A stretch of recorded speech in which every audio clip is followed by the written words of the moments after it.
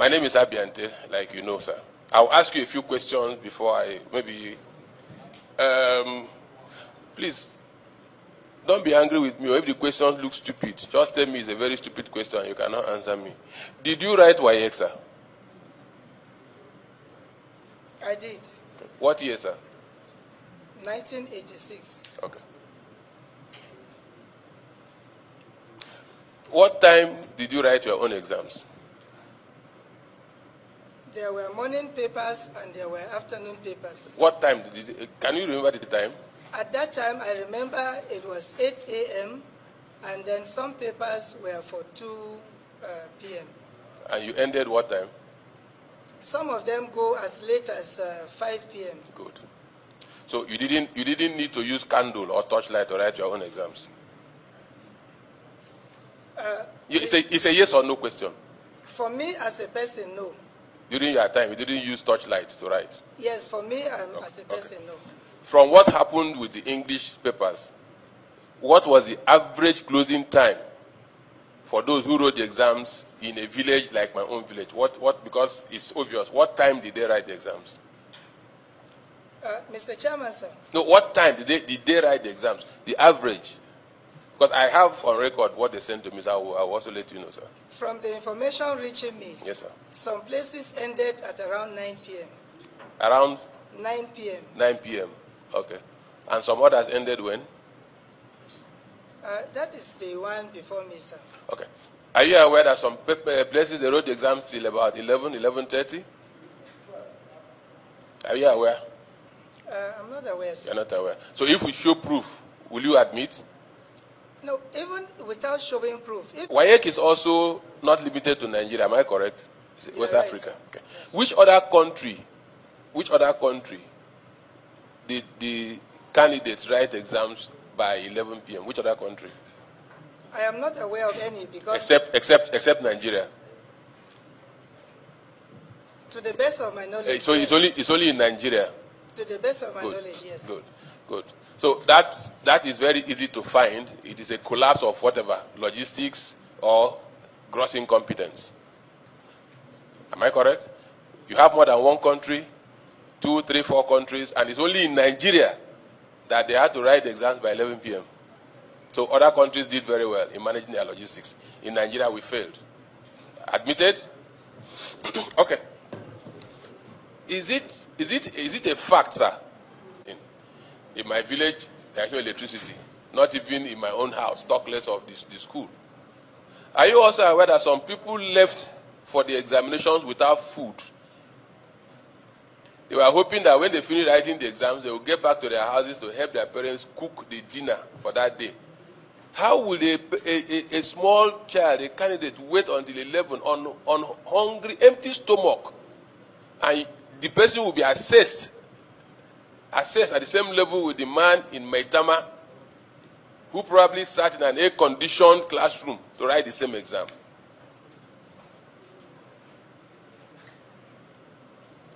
Have we been fair to each other? So, what aspect of logistics failed? That's what we have come to. What logistics failed? You suspected that the exams were compromised. You had to make a way out. 3 days before that date. So what aspect of logistics failed? You didn't know that the papers would get to Taraba. You didn't know that they would get to, Jalingo. What part of it failed? So that we know how to address it in future. That's why we have called you, sir. All right. Thank you, Mr. Chairman, sir. The students were never denied access to food or to any form of attending to conveniences. Like I said, just like when an exam is... So I'm going to stop you again. They were not denied access to food, but you just told us. Maybe I'm not hearing right. You just told us anytime it happens, the candidate, that's what you mean? Did you give them food? We do not give them food. No, yes or no? Did you give them food? We do not give them food. Good. So if somebody has to walk 3 kilometers to go and eat, and it's known that you must walk before you go and eat.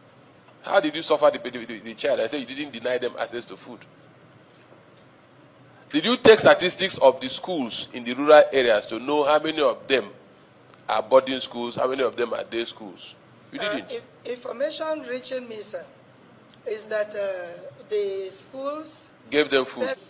But let me state here that our processes take care of situations like this, because we have instances when there are natural disasters, when the exam is going on. Now, what the examiner is told to do, and once we know those centers, we give it to the examiners, and when they mark, they make such observations known to us, and that factor, that point, is considered in the overall grading. So, like I have said, there are many... So, what you are telling us now is, sorry, sir, to observe that, and it is, maybe you make it up, you dash them marks. That's what you are trying to say. No. Sorry. I will now put it to you, sir, that the very thing you told us you were trying to avoid, that you indirectly or directly aided it. And I will tell you how. You suspected that there was a leakage in the questions. No. You suspected that there was leakage. And to make sure that that is not true, you had to change the questions. Good. You allow some people write by 3 o'clock. Some people wrote, you said it didn't affect everybody. Correct? Good.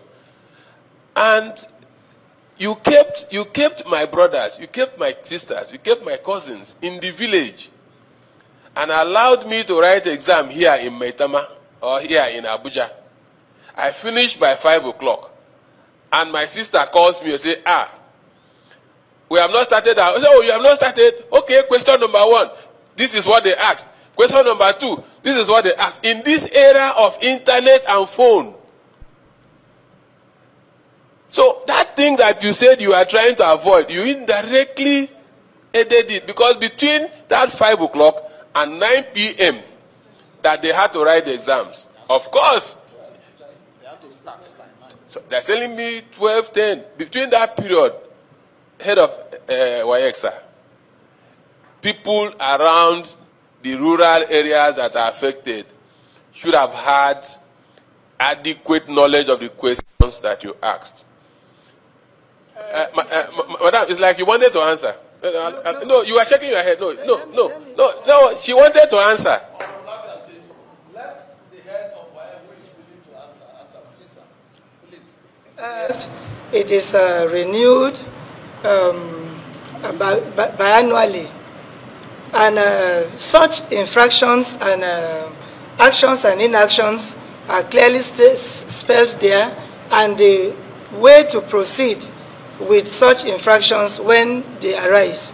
Now, concerning the procedure, we have a well-articulated procedure in dealing with compromise if they arise.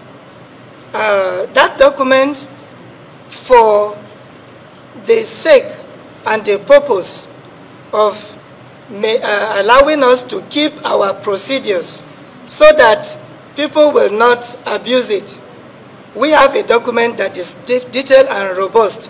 If it is the pleasure of the committee, I can discuss that with the chairman, because we do not want that procedure to go public.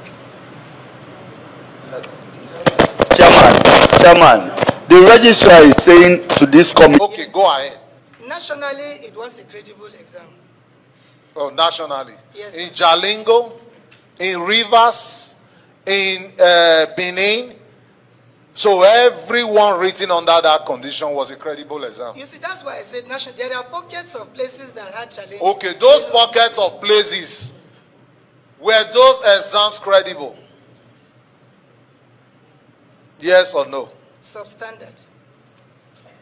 You are redefining my question.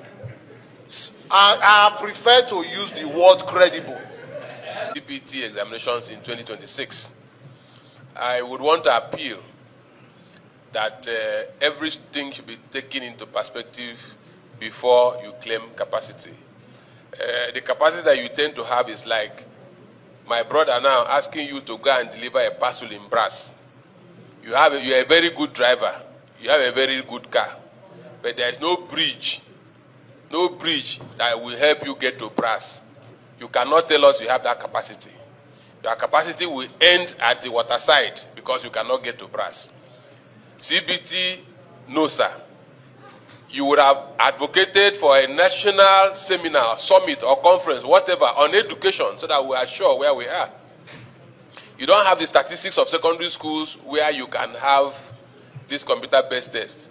There are entire local government areas without a CBT test writing jam. None. There are local government areas like that, and you want to do CBT exam. I am appealing to you, do not claim capacity where the infrastructure is not there. Whether the minister has given you a matching order, tell him that Nigerians are not ready.